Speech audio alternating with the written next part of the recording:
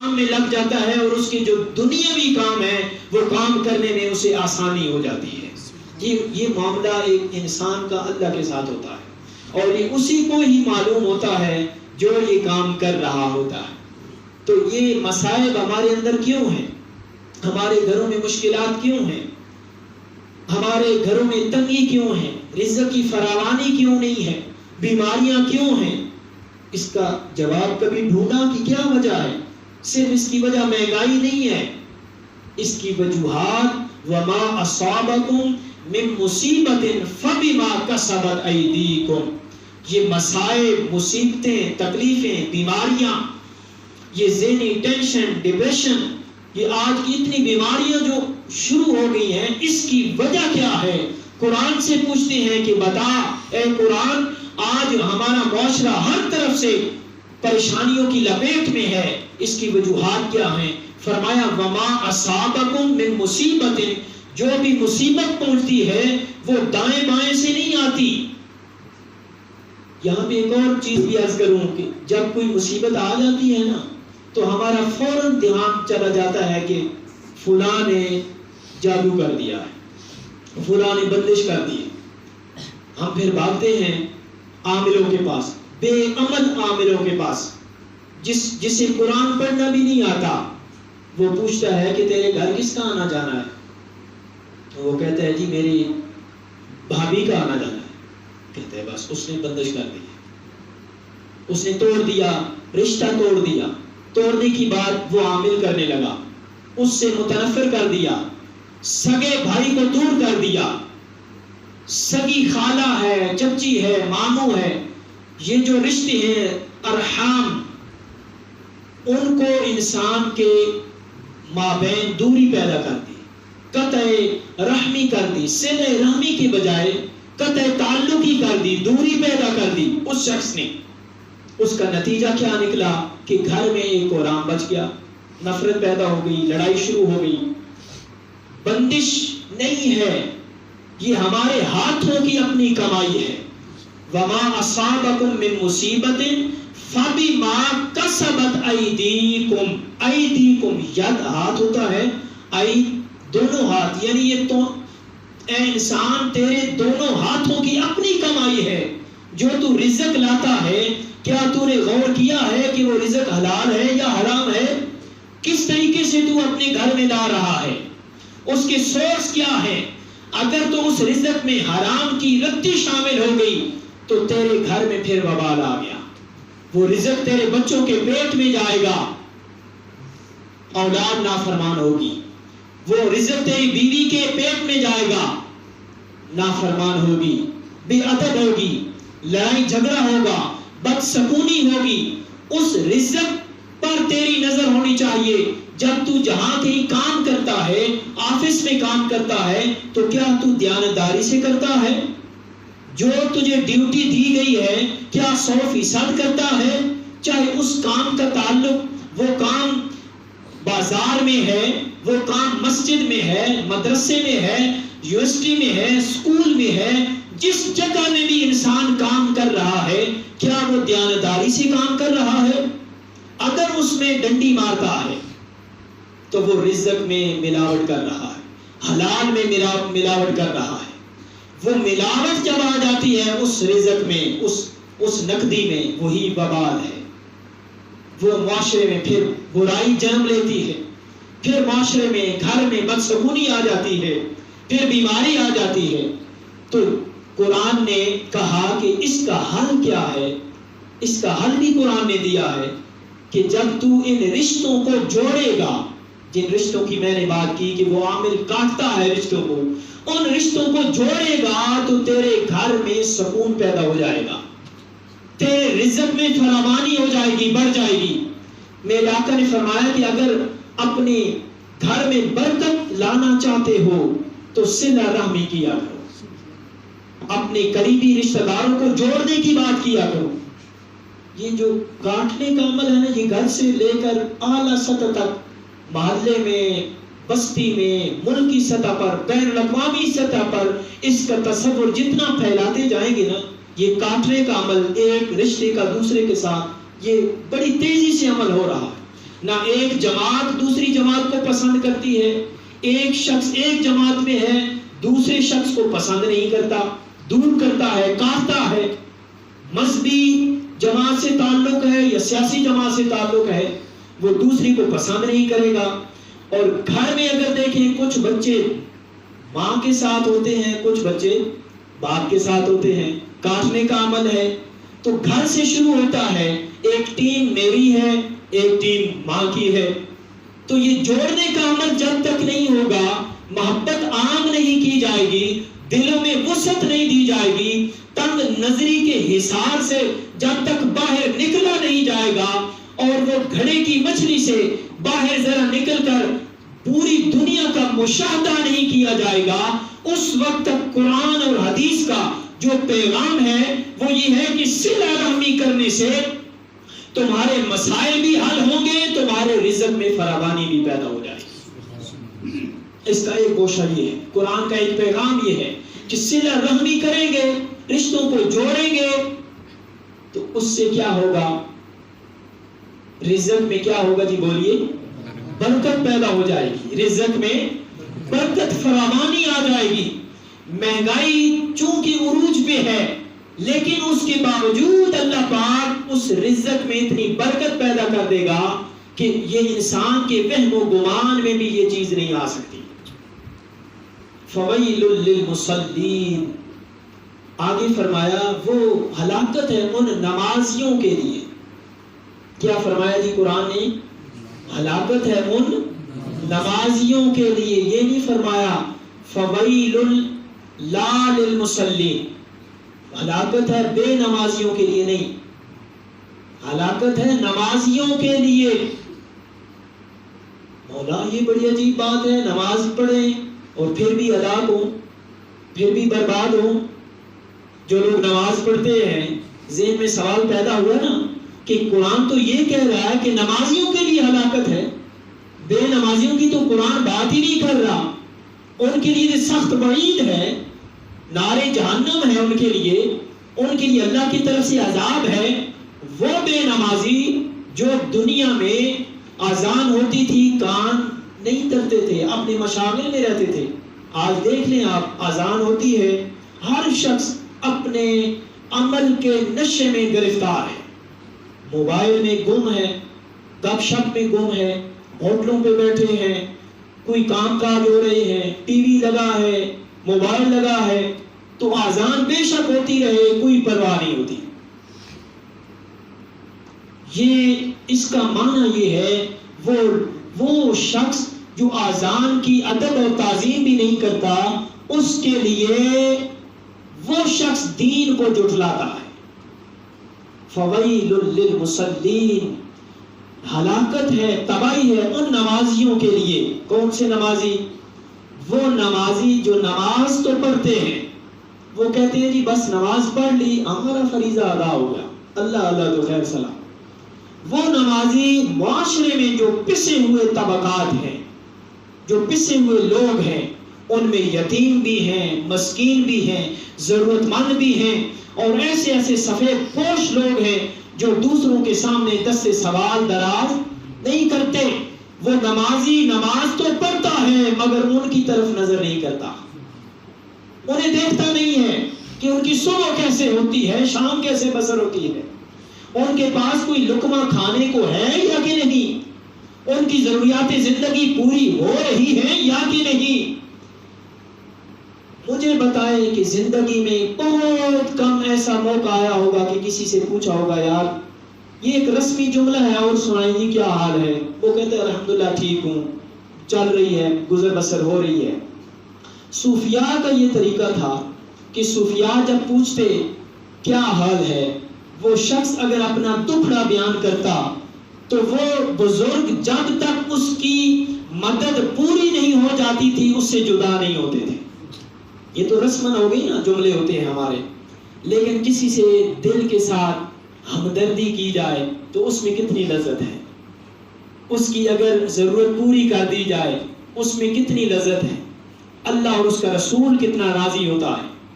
Foil للمصلین، تو یہ نمازیں اپنے لیے ہیں لیکن کچھ حقوق ایسے ہیں جو دوسروں کے ساتھ بھی وابستہ ہیں، ان کی طرف توجہ کی ضرورت ہے۔ ہمارا بالخصوص جو مذہبی طبقہ ہے یہ اس چیز سے آ رہی ہے، بڑے دکھ اور درد کے ساتھ یہ بات کر رہا کہ اپنے تائیں مگن ہے تو سارا معاشرہ ہی اسی کی لپیٹ میں ہے، مگر ایک کچھ طبقہ ہے جو صرف نماز پڑھی اللہ خیر سلام، اسے دنیا سے کوئی غرض نہیں ہے، اسے معاشرے کے طبقات سے کوئی غرض نہیں ہے، کسی کے ساتھ اس کی ہمدردی، اس کے دکھڑے سن لینا گویا کہ اسے خوش کر لینا ہے۔ آج تو سننے کا ٹائم ہی نہیں ہے کسی کے پاس، ہر وقت ہر شخص بزی ہے، مصروف ہے، وقت نہیں ہے جی، انشاءاللہ پھر ملیں گے، ایسی ہے کہ نہیں؟ تو یہ وقت نکالنا 5 منٹ ہے کسی کے لیے، یار سنائیں کیا حال ہے، وہ تھوڑی دیر اس کے ساتھ بیٹھیں گے نا تو ایک مانوسیت ہو جائے گی، وہ آہستہ آہستہ اپنا دکھڑا سنائے گا، یا میرے حالات ایسے ہیں، یہ ہو رہا ہے، یہ پریشانی ہے، یہ بیماری ہے۔ تو صرف سن لینا گویا کہ اس کی مشکل کو آپ نے آدھا حل کر دیا ہے، یہ سننا ہی ختم ہو گیا ہے، مصروف دور آ گیا ہے۔ اس لیے اپنے آپ سے باہر نکل کر وہ جو جن کا دل ٹوٹے ہوئے ہیں دنیا کے تلاطم سے، دنیا کے ان دھندوں سے، دنیا کے ان جھمیلوں سے، جو لوگ تنگ آ چکے ہیں، انہیں خوش کرنے کی کوشش کریں، ان کے دل جیتیں، ان کے دلوں کے اندر اللہ رہتا ہے۔ اگر اللہ کو خوش کرنا ہے تو اس مسکین کا، غریب کا، پسے ہوئے طبقات میں سے ان لوگوں کو خوش کرنا ہوگا۔ باری تعالیٰ سے سوال کیا، مولا تو کہاں رہتا ہے؟ اتنی وسیع دنیا ہے۔ فرمایا کہ نہیں، میں ہر جگہ رہتا ہوں، اگر ڈھونڈنا ہو تو میں ٹوٹے ہوئے دلوں میں رہتا ہوں، بس ٹوٹے ہوئے دلوں کے ساتھ جڑ جاؤ، اللہ مل جائے گا، پھر نماز کا مزہ آئے گا، پھر وہ نماز ان الصلاۃ تنہا عن الفحشاء والمنکر۔ دیکھیں ہم نمازیں 40 سال پڑھتے رہتے ہیں، 50 سال پڑھتے رہتے ہیں، لیکن نماز گناہوں سے نہیں روکتی۔ حالانکہ قرآن کہتا ہے کہ نماز گناہوں، بے حیائی اور فحاشی سے روکتی ہے، لیکن کیوں نہیں روکتی؟ کیا وجہ ہے؟ کیا معاذ اللہ آیہ کریمہ مکمل طور پہ صحیح نہیں ہے؟ نہیں، اس کا مصداق یہ اصول، یہ قرآن، یہ اللہ رب العزت نے نازل کیا ہے کہ نماز بے حیائی اور برائی سے روکتی ہے، اس پر یقین ہے، لیکن ہمارے اعمال اس طرف نہیں ہیں، ہماری نمازیں اس طریقے سے نہیں ہیں جس طرح ہونی چاہیے تھی، ہماری نمازوں میں کمی ہے۔ اگر ظاہری طور پہ پڑھتے ہیں نماز تو باطن طور پہ بھی کمی ہے۔ نماز کے کچھ ظاہری اصول ہیں، کچھ باطنی اصول ہیں۔ ہم نے ظاہر کو تو لے لیا، قیام کیا، رکوع کیا، سجدہ کیا، قعدہ کیا، یہ ظاہری ارکان ہو گئے، لیکن نماز کے باطنی ارکان کو بھول گئے کہ ہم نے ہاتھ کیوں اٹھائے۔ ہاتھ اس لیے اٹھائے کہ ہم نے ہر چیز سے، گناہوں سے، حسد سے، چغلی سے، جھوٹ سے، بغض سے ہم نے ہاتھ اٹھا لیے، اور اللہ کی حضور ہم وعدہ کرتے ہیں، مولا تیری ذات ہی بالا ہے، اونچی ہے، تکبر تجھے زیب دیتا ہے، کبریائی تجھے زیب دیتی ہے، ہم نے تکبر سے بھی ہاتھ اٹھا لیے، مولا تیری بارگاہ میں ہم عاجز ہیں، میں عاجز کھڑا ہوں۔ یہ اس کا باطنی اصول ہے نماز کا، یہ اس کی روح ہے۔ وقت ہو گیا تو سامعین محترم، ہمیں ظاہر کے ساتھ باطن کو تھوڑا سا بیدار کرنے کی ضرورت ہے۔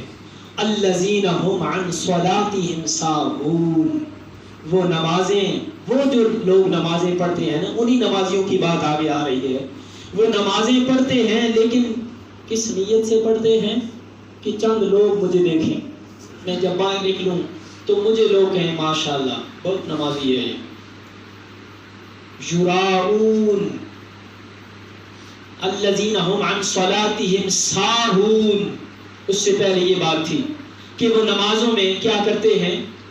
غفلت کرتے ہیں، سستی کرتے ہیں، اذان ہو گئی ٹھیک ہے پڑھ لیں گے۔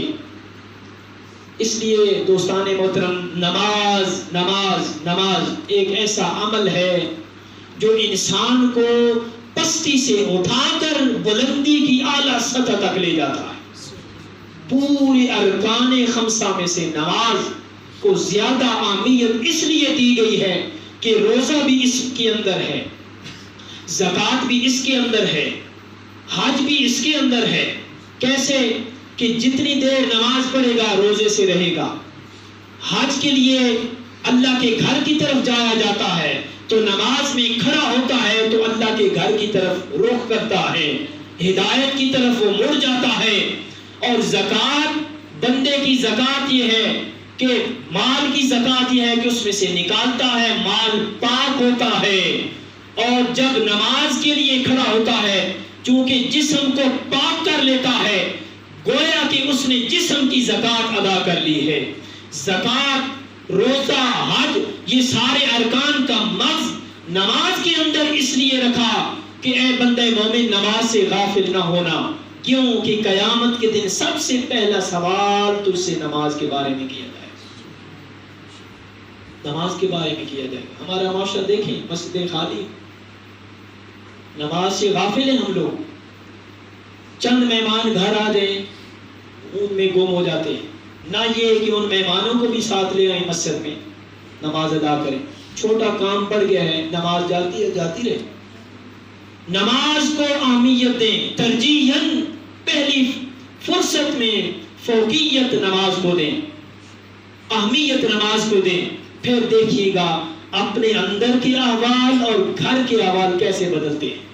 یہ اصول ہیں ہم نے اپنائے نہیں ہیں، یہ پیمانے ضابطے ہم نے اپنائے نہیں ہیں، اس لیے ہم چاروں طرف سے ہم جہاد سے مشکلات کا شکار ہیں، پریشانیوں کا شکار ہیں۔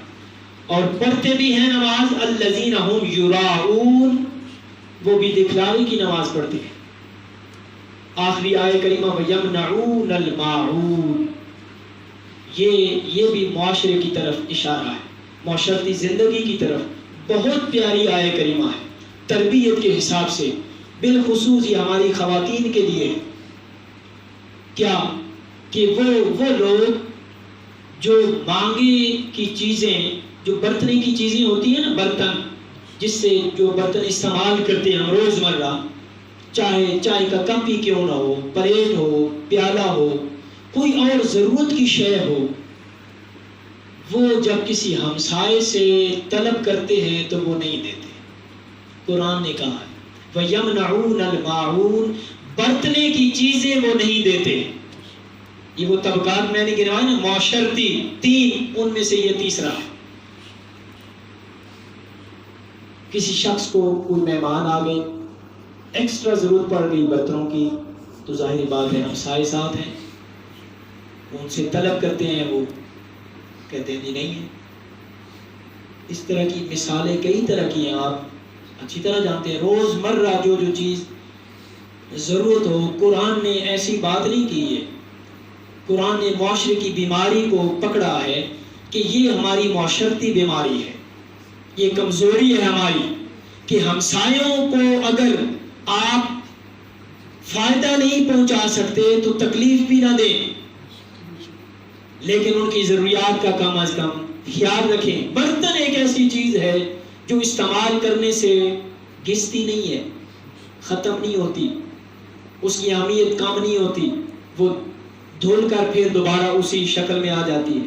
لیکن بالخصوص یہ ہماری خواتین اس پہلو پر بہت زیادہ اس بیماری کا شکار ہے۔ اس لیے ہمیں چاہیے کہ جب ہم گھر جائیں تو انہیں اچھے طریقے سے ان کی تربیت کریں۔ اگر خواتین میری مائیں بہنیں سن رہی ہیں تو وہ بھی اس پہلو پر تھوڑی سی توجہ رکھیں کہ کوئی رشتہ دار، کوئی ہمسایہ، کوئی ضرورت مند اگر کوئی برتنے والی چیز گھر مانگنے آتا ہے تو اسے پہلی فرصت میں دے دیں۔ اگر وہ خود برت رہی ہیں تو کچھ گھنٹوں کے لیے قربانی دے دیں، اس برتن کو کسی اور طریقے سے اس چیز کو استعمال کریں۔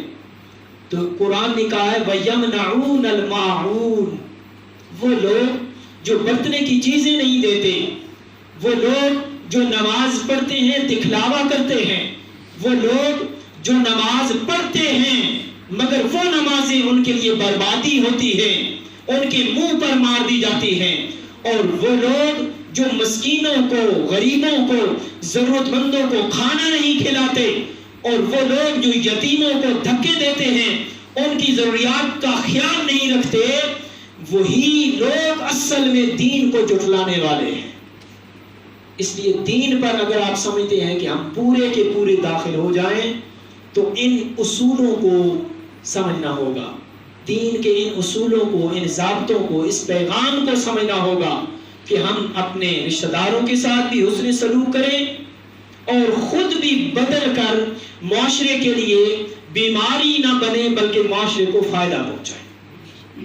بار دیگر میں شکریہ ادا کرتا ہوں قبلہ قاری ذاکر صاحب جو اتنی محبت سے مجھے ان میں دعوت دی، اور میرے لیے شرف ہے کہ آج آپ کے ساتھ میں محو گفتگو ہوں، اور دعا بھی کرتا ہوں کہ یہ ادارہ ان کا چلے، مزید پھلے پھولے، اس میں بچے آئیں، پڑھیں، دین سیکھیں، قرآن پاک کا علم سیکھیں، دنیا بھی سنواریں اور آخرت بھی سنواریں، اور اس کے ساتھ جو لوگ منسلک ہیں، جو دامیں درمیں سخنیں جس حوالے سے بھی خدمت کرتے ہیں، اللہ پاک ان کے عمل میں برکتیں بھی عطا فرمائے اور ان کے رزق میں بھی برکتیں عطا فرمائے۔ وآخر دعوانا ان الحمد للہ رب العالمین۔